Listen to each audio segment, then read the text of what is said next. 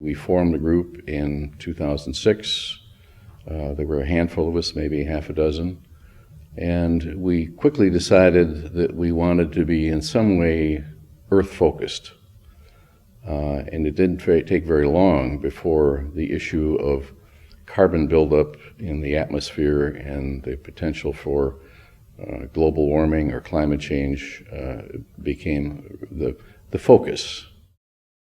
We ended up spending most of our time talking about what we did in nature, and then would start talking fairly seriously about what can we do to improve awareness of environmental issues. We were talking about really everything under the sun, and it was a very familial, very comfortable group of like-minded folks. It was a very nice added benefit of my professional life was to be able to share the spiritual component of this environmental work with those in my congregation, and started to develop some really deep bonds and started to really care for the goals and the mission of this group, both within the congregation and both within the larger faith community and within our neighborhood community. Well, there was a concern that there wasn't enough awareness and action of the threat to the earth and its inhabitants, human and otherwise, of carbon buildup in the atmosphere. And we felt we needed to do something within the church body to call attention to this and generate some traction to gain action on the issue. What we realized was that this was pretty serious stuff, and that we were coming up against a time limit, that this was a dire situation, and that we were talking about possibly generations, just a couple of generations, that we would have basically a normal human existence. What's scary is that we don't fully understand what's going on with the planet.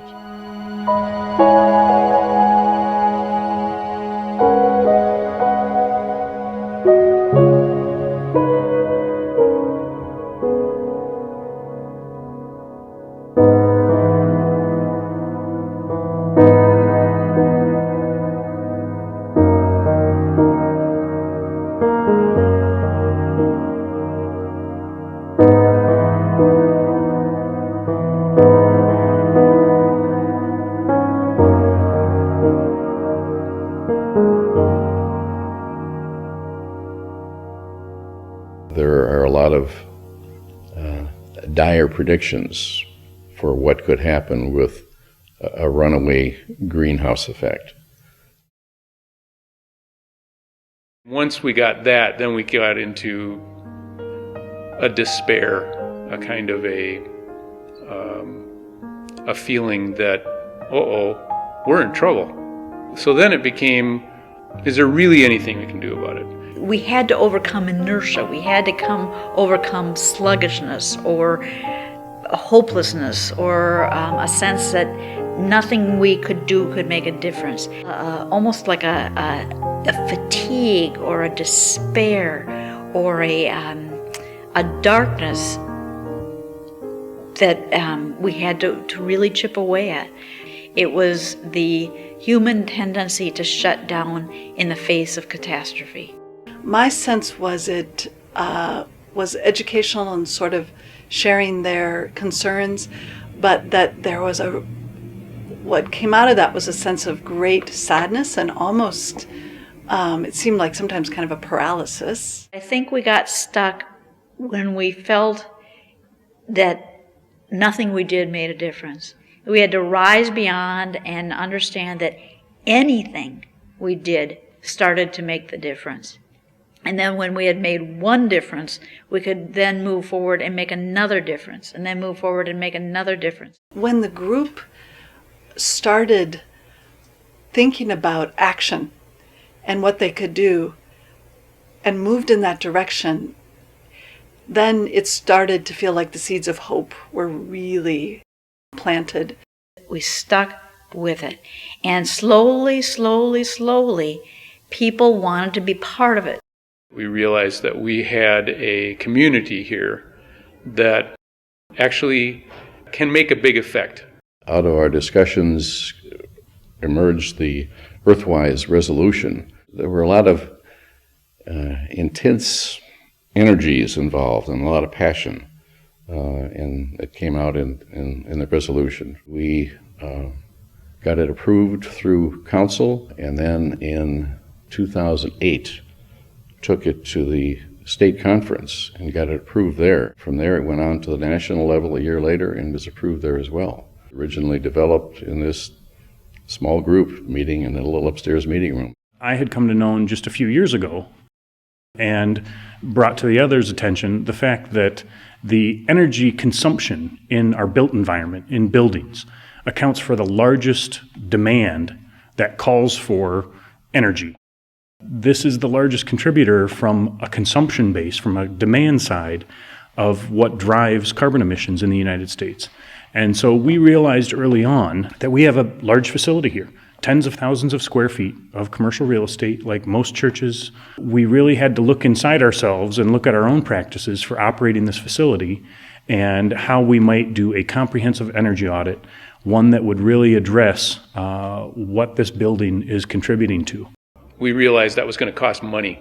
It was not going to be something we were going to do cheaply, which meant that we had to do this in a pretty formal way, I think. I think that's really what changed, is we realized that this was going to take a big coordinated effort. It was exciting, but it was also daunting. We developed a request for proposals, common in the industry, and we sent that out to a half a dozen, maybe 8, if I can remember correctly, design firms. And that brought us to a point where we had a request for proposals, we had a design team on board. They had roughly 2.5 months to bring us back a plan that said, here is how this church does carbon neutral by 2030. I don't recall, it's chicken or the egg, about how the energy and the hope and the action started coalescing. But somehow the dream came to us, and once we had that dream and it came to the community and it was articulated, it sort of unlocked everything. And what the dream was that Mayflower Church become carbon neutral by 2030.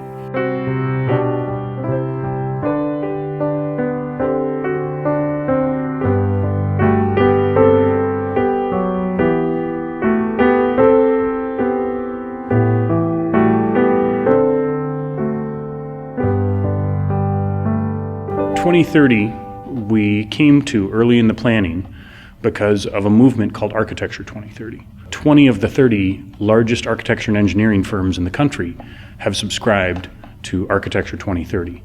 The idea is that by the year 2035, 75% of the building stock in the United States will consist of either new construction, newly constructed buildings, or renovated buildings.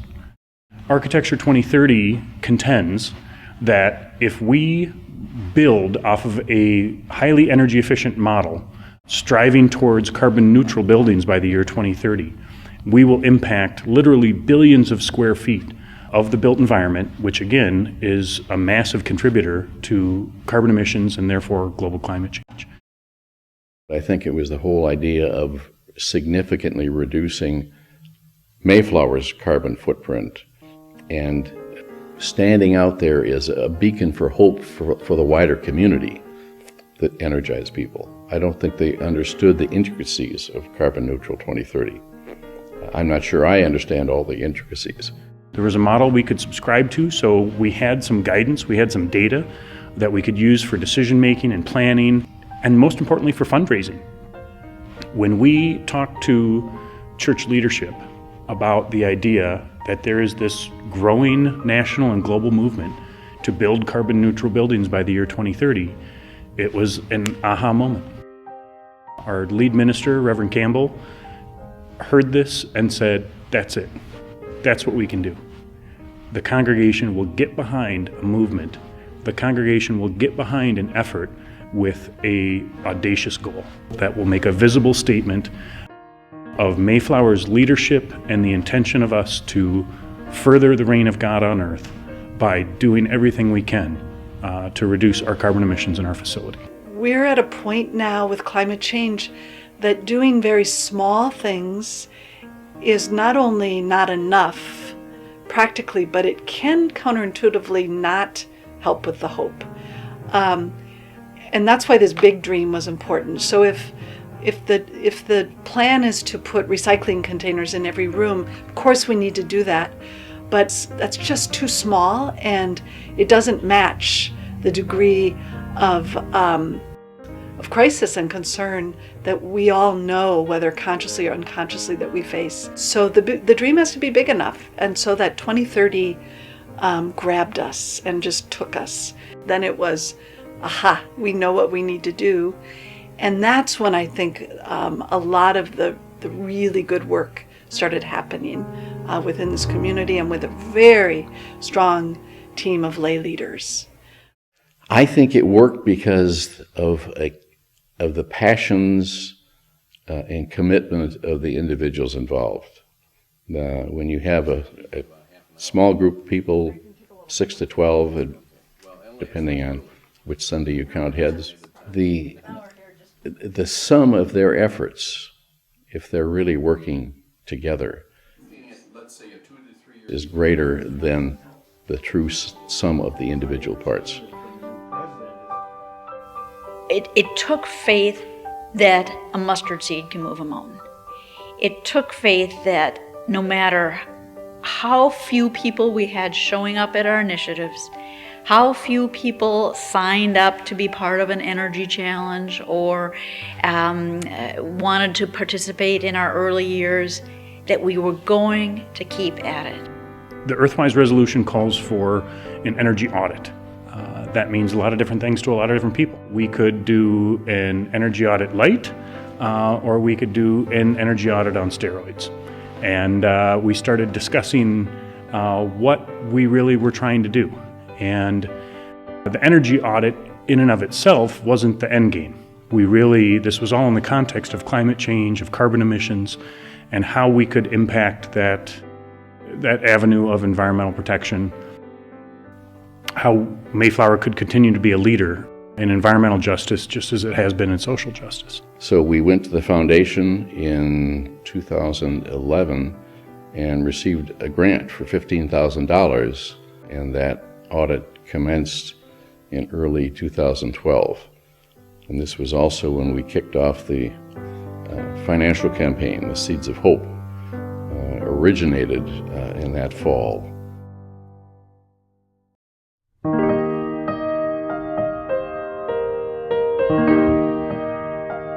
Before we began any of our carbon neutral work, we actually had a strategic planning meeting. And we had a professional facilitator come in with a nonprofit here in the community. She had volunteered her time and helped us think through what we really wanted to accomplish. To get people together in the same room and to educate people on what was going on, but also to get feedback from the group on what their thoughts and concerns were. everybody at the church was invited to come and dream about how will we do this. And we just heard we had small groups and every possible idea. One of the interesting conversations I remember was, yes, let's get solar panels, but some folks wanted them to be just in the most practical place where they would be sort of back on the CE wing and not necessarily draw attention to us. And other folks said, no, I mean, we'll put some there, but we have to put some in the most visible place because we need to start spreading the gospel of solar. So there were all those kind of conversations that were taking place in the congregation. We kept coming back to a few things. Things like we need to pull the biggest lever. We really wanted to make sure that we were using our limited capacity as congregants, as volunteers, and doing things that didn't just feel good, that they weren't necessarily just well-intentioned or aspirational goals, but things that at the end of the day we could look at ourselves in the congregation and the community and the Lord and say, we did something, we accomplished something. We made a dent in the biggest way we could in regards to climate change and carbon emissions.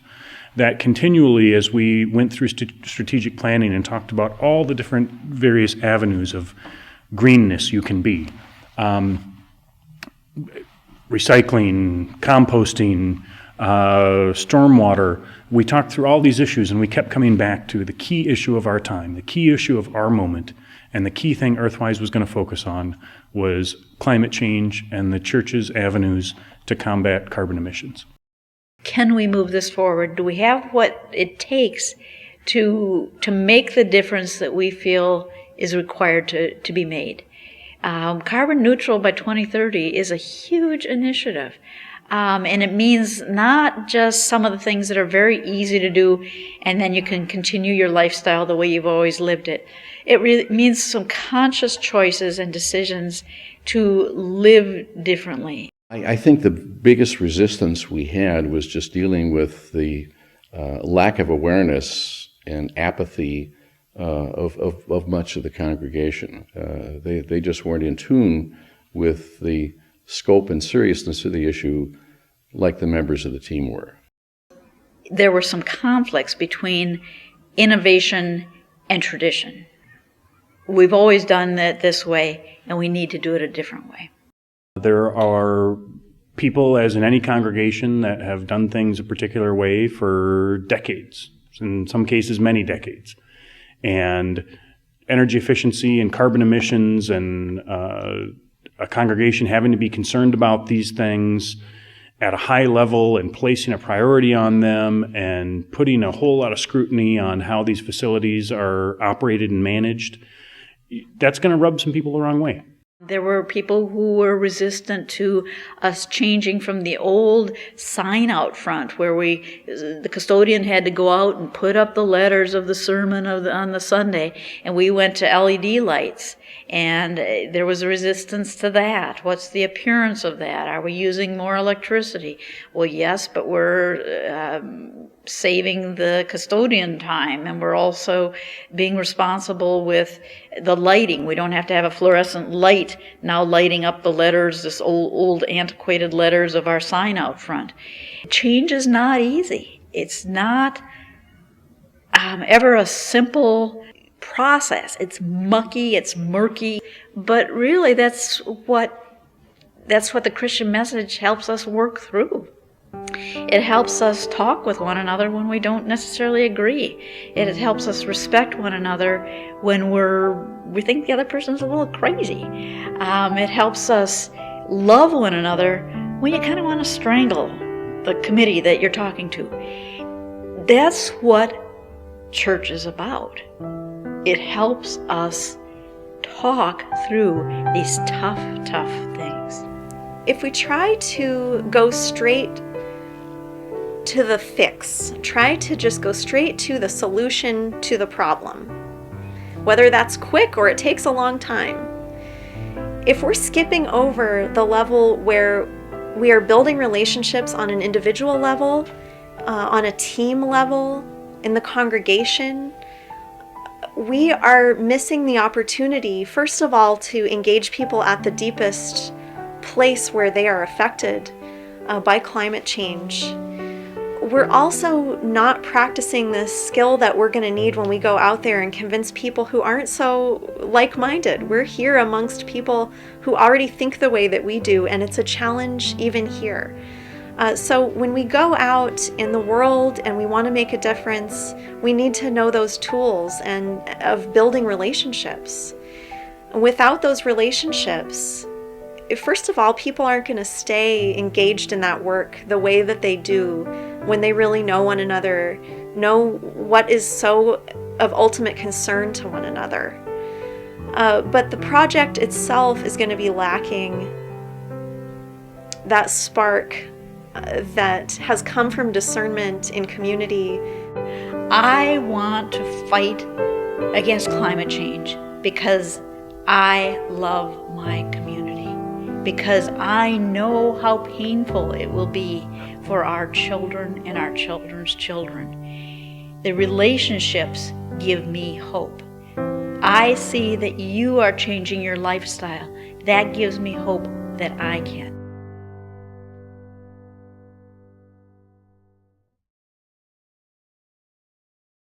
Seeds of Hope is a campaign that included some things other than carbon reduction. There were some building needs and some staffing needs that were tied in with Seeds of Hope. We put this carbon neutral 2030 in the capital appeal, and I'm convinced that that was a large part of what made it wildly successful. We not only reached our highest goal, but we surpassed it because of the way we stirred people to hope and to this plan. The capital campaign accomplished 3 different goals. It accomplished phase 1 of our carbon neutral efforts. It intended to accomplish a new security system for our education wing, as well as provide a seed fund for a new associate minister position. $200,000 was allocated to phase 1 of our carbon neutral efforts. Of that $200,000, we initially spent about $100,000 on the controls upgrades, on the conservation improvements in the building. The other $100,000 we spent largely on our solar canopy, the structural steel canopy. Our project wound up requiring about 10 cents on the dollar investment from the church. Today, that same project might look more like 40 or 50 cents on the dollar of an investment from the church paired with the available financial incentives. There seems to be a proliferation of organizations, nonprofits, governmental units that are looking to encourage this activity and looking to support your organization to make these moves. So don't think it's too big, it costs too much. Don't think we're too small. Don't think we don't know how. There are folks in your congregation or outside your congregation who want to help you succeed. That's why we're doing this now. I think we are firm believers that as you are doing this work, the point past the education, where you know there's a problem, what are we going to do about it? That point of the what are we going to do about it and then starting to do it, it's just contagious. And it spread to people's homes and to other congregations. No room in our hearts, our brains, our church budgets, our plans for despair. This is about something that we're intentionally doing for generations to come. The resistance was overcome as we began to see the excitement for a living legacy. This is not about us per se. This is about the world we're going to leave for the next generation and the next 7 generations. And that piece woke us up. That piece began to galvanize us around making a change. While this promotion was going on, we were actually conducting the audit and coming up with a report of recommended actions to be taken under the Seeds of Hope program. The analysis itself, the audit itself, was so complicated we barely understood it, but it was really digested very well eventually. We took the recommendations of the engineering firm literally and started implementing right away. It contemplated 4 phases that would get us to carbon neutral by the year 2030. Phase 1 included a very aggressive energy conservation project, which included controls upgrades to our control system, which controls the firing of boilers that heat the building. It included the replacement of rooftop units, lighting controls in the facility, a variety of measures, installing variable frequency drives on a variety of mechanical units. These are all things that really drove the energy use in our facility down to quite a great degree. We believe about 40% of our energy reduction, about 40% of the reduction in our carbon emissions really came from that first energy conservation contract, largely done in our boiler room, largely done in areas, in roof spaces, crawl spaces, etc. A very invisible thing. Great results, a lot of insulation, a lot of envelope sealing, but very invisible to the congregation, to the community, to anyone. That didn't quite get us as far as we needed to get with phase 1, and it also wasn't visible. Part of our big picture thinking was that whatever we do on this project needs to be bold, it needs to be visible, it needs to be a story we can tell. That brought us into our solar project.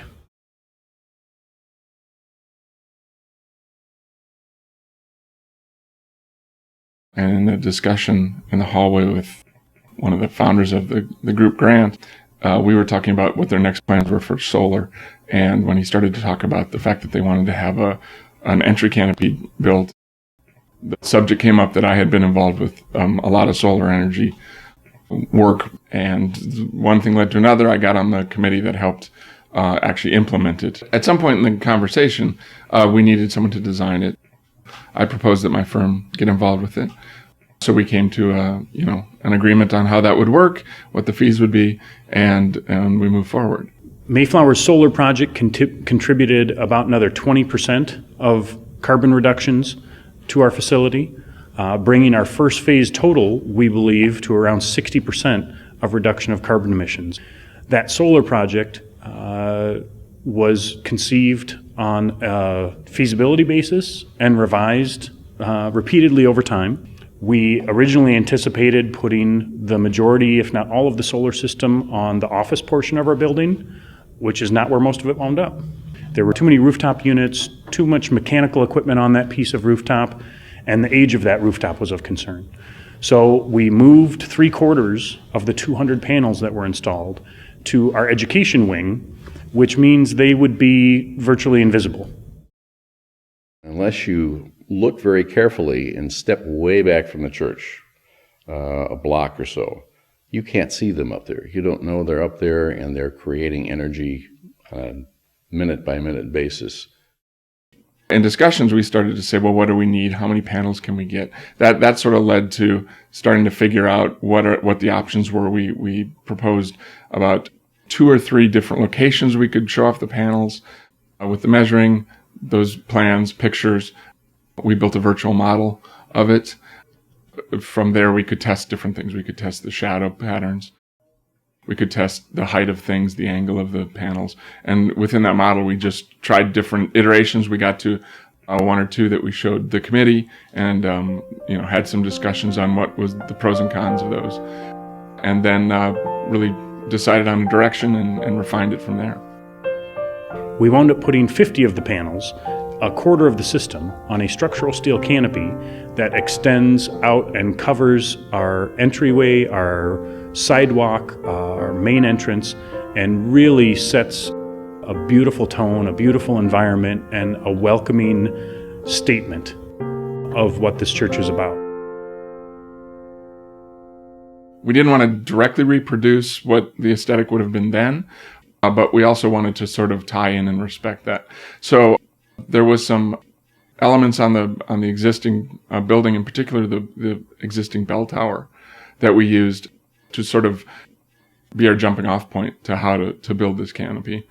So the main structural elements, the posts that hold it up, are configured in the same orientation as the bell tower to hopefully then tie the whole front of the building together. The big thing that changed was as we took a closer look at the sun angles and the height that we were putting the panels to the building, the small bit of shadow that we were getting off the building would hit some panels and take out a whole section of the array. So what we did is that's how we added those blank clear elements to the canopy. That was in reaction to those shadows. So in doing that, then there were additional panels added on either end to help compensate for the ones that we took out because of the shadows. So it's the blue clear glass that you see when you look up. Those are there in reaction to the shadows that are caused by the building later in the day. I had been looking at really just colored glass, stained glass pictures, things that had sort of both a religious and a calm effect when involved with glass and light coming through glass. My thought was to try and get that effect. And we picked blue as a color really to tie in with the color of the silicon chips themselves, which when you look at them, they're sort of an iridescent blue. So we thought blue would be a nice, calm, almost underwater color to be walking through as you went under the canopy. It's pretty important that people are sort of inspired by things, and if this church wanted to really make a statement about carbon neutral and how we were using photovoltaic cells to help us get there, we need to show people in a way that kind of caught their eye and hopefully maybe inspired them a little bit to understand that it could do more than just be a barnacle clumped on the side of a building. It could be incorporated into other needs and other functions. So it protects you from rain. It lets you walk through some dappling light as you head into the church, and therefore hopefully makes you a little more joyful about it. Every day when you enter the church, you are walking under our hope, the symbol of our hope for a new world, a new way of relating to nature, a new way of being in partnership with nature. We have solar panels that are functioning and kicking off energy. We can log into a website and see a graph showing how much they're producing at any given hour. That's very rewarding. We have an upgraded, very modern control system for our boilers and our lights and all of our mechanical and electric systems in the church. That's very rewarding. As we've finished the construction, the implementation of Phase 1, we are wrapping up administratively those efforts and now getting to measurement. We need to measure. We predicted we would reduce our carbon emissions, our carbon footprint, 60% with Phase 1 of carbon neutral. Now we need to check and see if we got there. So we can then display that work to the congregation, to the folks that help pay for it, and show them the results we've achieved. We believe folks are going to be very impressed. While we're wrapping up Phase 1 and seeing what we accomplished, it's not too late to start planning for Phase 2. We need to be thinking about and beginning work on planning for an implementation of Phase 2. And what I can tell you is this is only going to get more difficult. As you go further and further with your energy reduction, the tools available get more sophisticated, the technologies get more expensive, and that work of retrofitting a very old building to become a carbon neutral building is going to be very challenging.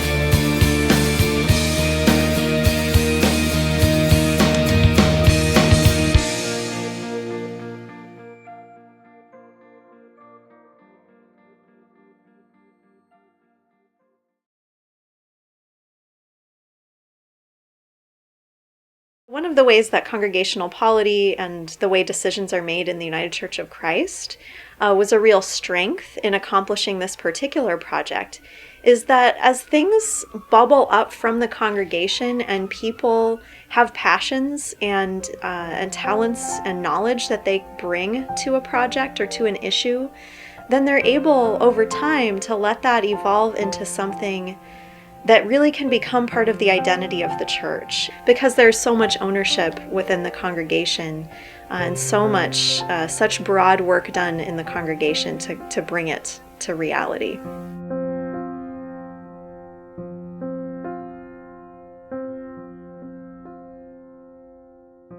Are we done? Absolutely not. Do we still enter dialogues where we wrestle with one another and we say, I think this is a more important initiative. No, I think we should take it this way. Absolutely. Will we always do that? Absolutely. That's the nature of being human. But are we committed to the good fight with one another? Are we committed to come to the table and not step away permanently in anger or despair? Absolutely. That's what people of faith do. These wonderful, beautiful creations that are relatively. We need to be in a different relationship with nature. We need to be in a partnership with nature. Instead of nature being something that we control, that we fight, that we is our enemy or something to be used, the new faith message needs to be nature is the place that we experience God. Nature is an extension of our worship space. If nature goes down, we go down. It is critical we shift our relationship from domination to partnership, from control to profound respect. In order to shape change, we needed to come at it from education. We needed to involve all age groups. We needed to have it woven through all the various ministries in the church. We needed to hear it from the pulpit and have it woven through our call and response, through our songs.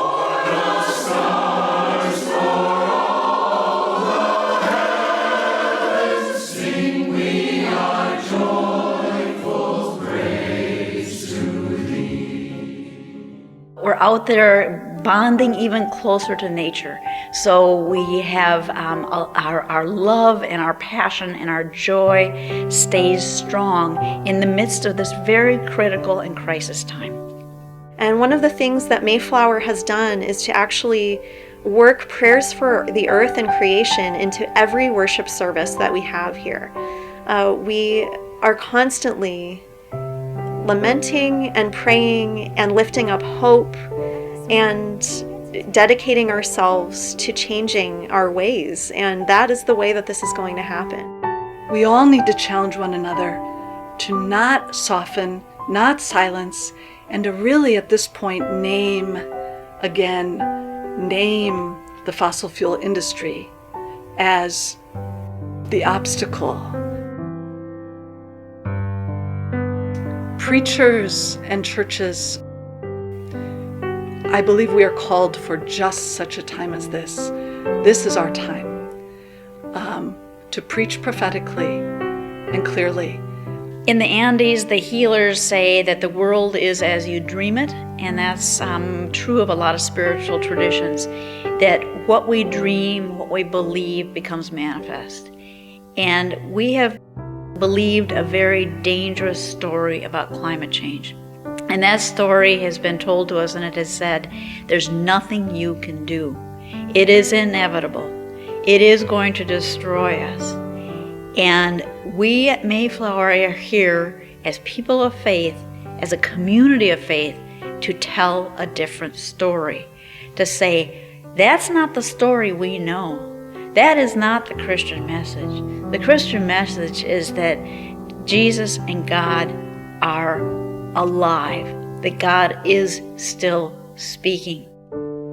We learned our lesson about what happens when the church is silent. We will not do it again. We will not be the Christian church that is silent or quiet as what could be the greatest sort of genocide or atrocity is happening all around us. We know what the problem is. We know what we have to do. Now we just have to find the courage and the strategic organizing to do it. We hope this story will invite all churches, all people of faith, to link arms and make significant differences. Together, we can turn this thing around.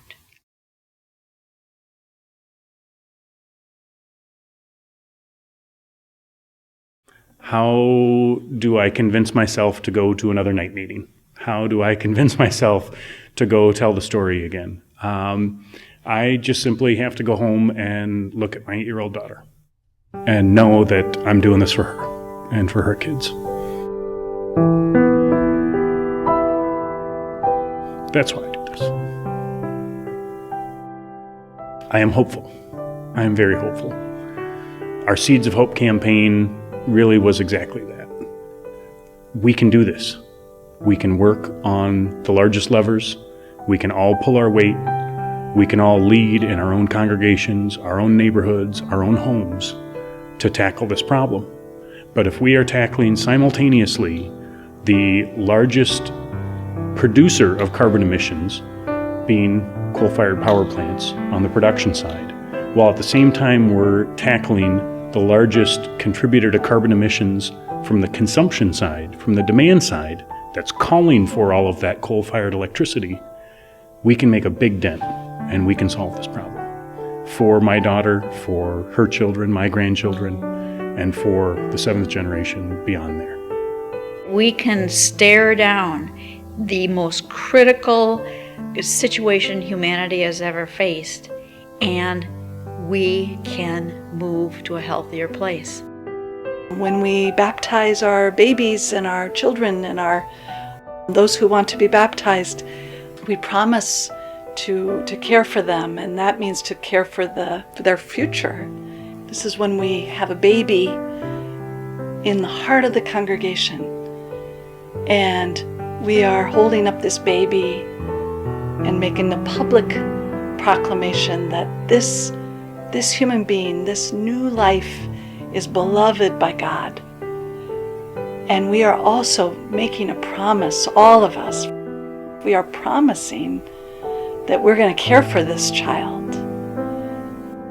And part of caring for a child is to make sure they have a future.